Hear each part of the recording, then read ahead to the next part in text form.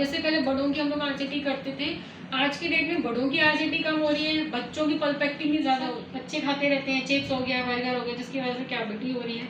तो बच्चे आज की डेट में डेंटिस्ट्री में बहुत बड़े ऑल द टाइम तो ब्रशिंग तो पॉसिबल नहीं है, उनको नाइट ब्रशिंग की आदत जरूर से यही कहना है कि भाई थोड़ा सा ध्यान रखें, अच्छे से खिलाएं पिलाएं, बट ब्रशिंग मस्ट है।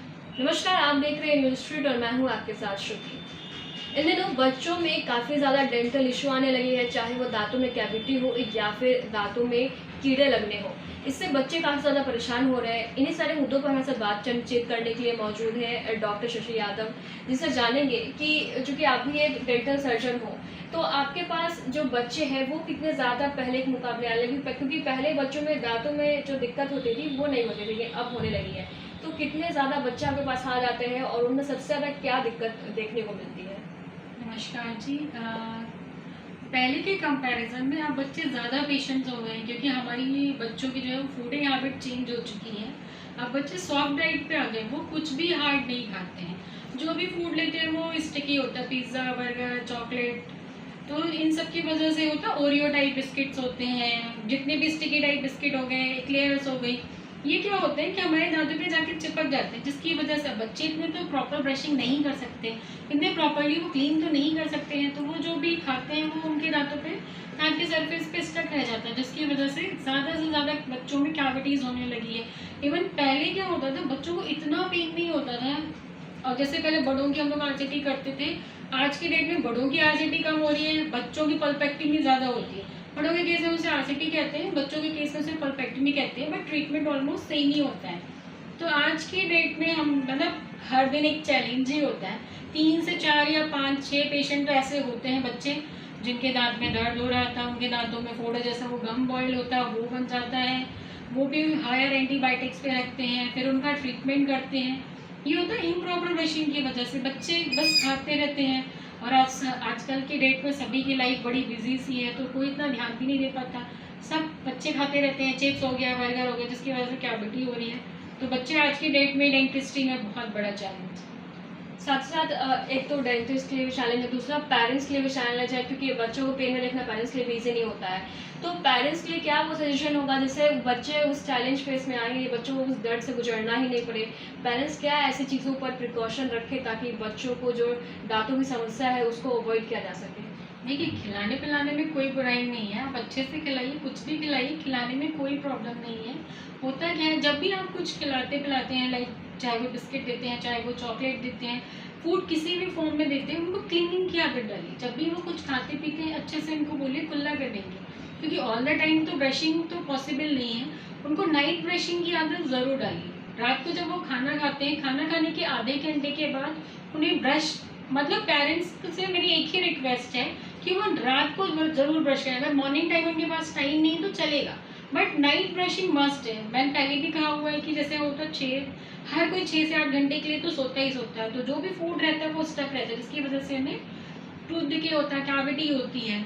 तो पेरेंट्स रात को ब्रश खुद कराएं, मॉर्निंग में बच्चे को अपने सामने होता है ना, मिरर में देख के ब्रशिंग की आदत डलाएं, कि जब भी कुछ खाते पीते हो तुम्हारे दांतों में कीड़ा लग गया आएगा, फिर दर्द होगा। थोड़ा सा डराएं भी, थोड़ा सा समझाएं, उन्हें कन्विंस करके रखें, ताकि वो आगे चल के उन्हें प्रॉब्लम नहीं है। क्योंकि एक होता है ना, किसी बड़े को पेन होता है तो हम उसे समझा सकते हैं ना कि अभी आराम हो जाएगा, बट आप बच्चों को नहीं समझा सकते। और जब वो डेंटल चेयर पे आते हैं तो उनको बहुत सारे इंस्ट्रूमेंट देखते हैं, उन्हें बहुत फोबिया होता है। कुछ बच्चे हैं बहुत ईजी ट्रीटमेंट करा लेते हैं, कुछ को बहुत ज़्यादा टाइम लगता है कन्वर्स करने के लिए। इवन वो डेंटिस्ट के साइड में आने से ही डरते हैं कि पेरेंट्स उनको डेंटिस्ट के पास लेके जा रहे हैं। तो पेरेंट्स से यही कहना है कि भाई थोड़ा सा ध्यान रखें, अच्छे से खिलाएं पिलाएं, बट ब्रशिंग मस्ट है। इसके अलावा बात करें तो आपने बात भी किया कि बच्चे छोटे छोटे होते हैं तो उनको जो तमाम चीज़ें होती है डेंटिस्ट के पास उसे काफ़ी ज़्यादा डर लगता है, भागते हैं वो। तो ऐसे केसेस में ट्रीटमेंट करना कितना मुश्किल होता है और कैसे अच्छे स्मूथली वे में आप लोग ट्रीटमेंट करते हैं, क्योंकि कुछ गलत भी नहीं होना चाहिए, कुछ इंस्ट्रूमेंट जैसे उधर भी नहीं लगना चाहिए, तो ये कितना चैलेंजिंग होता है? ये है तो बहुत ही चैलेंजिंग। हम लोगों के लिए क्या होता है, जब बच्चा हमारे पास फर्स्ट टाइम आता है तो हम उसे हाई हेलो करते हैं, या अगर बहुत ही अनकॉपर्ड पेशेंट है तो ऐसे केसेस में होता है एक दो विकेट फालतू की हो जाती हैं, जिसमें बच्चा आता है हम उसे हाई हेलो करते हैं, उसके हाथ के स्टार्स बनाते हैं या कुछ गिफ्ट दे देते हैं, जिससे वो एक फ्रेंडली एटमॉस्फेयर डेवलप होता है डॉक्टर और चाइल्ड के बीच में। एक बार जब उनका ट्रस्ट हमें मिल जाता है तो उनसे ज़्यादा अच्छा कोऑपरेटिव पेशेंट हो ही नहीं सकता। वो बहुत अच्छा कोऑपरेट करा लेते हैं। होता है आपको थोड़ा सा फ्रेंडली इन्वॉल्वमेंट देना पड़ता है, उनको ये ट्रस्ट देना पड़ता है कि आप जहाँ हो आप सेफ हैंड में हो, तो अच्छे से ट्रीटमेंट करा लेते हैं। और सारे बच्चे एक जैसे नहीं होते, डिफरेंट होते हैं, कुछ बहुत चैलेंजिंग होते हैं और कुछ बहुत ईजिली करा लेते हैं। दूसरी चीज़ ये होती है ड्यूरिंग ट्रीटमेंट हम लोग जितने भी हमारे पास इंस्ट्रूमेंट होते हैं हम उसको दिखाते हैं। सपोज हमारे पास वो है जैसे पेयोटर मशीन है, उससे हमारा एयर भी आता है, वाटर भी आता है, तो हम बच्चों को कहते हैं होली हम लोग ऐसे ही खेलते हैं, तो हमने पानी डाला और फिर इसे ड्राई कर दिया तो बच्चा धीरे धीरे चेयर को अप डाउन कर दिया, तो उन्हें स्लाइड वाली फील होता है, तो हमें अच्छा लगता है।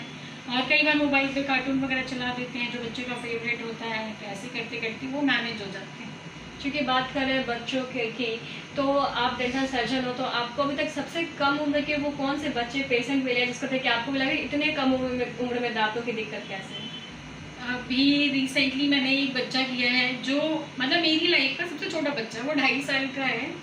अब वही होता है ना, बच्चे तो 6 महीने के बाद से सब कुछ खाना शुरू कर देते हैं।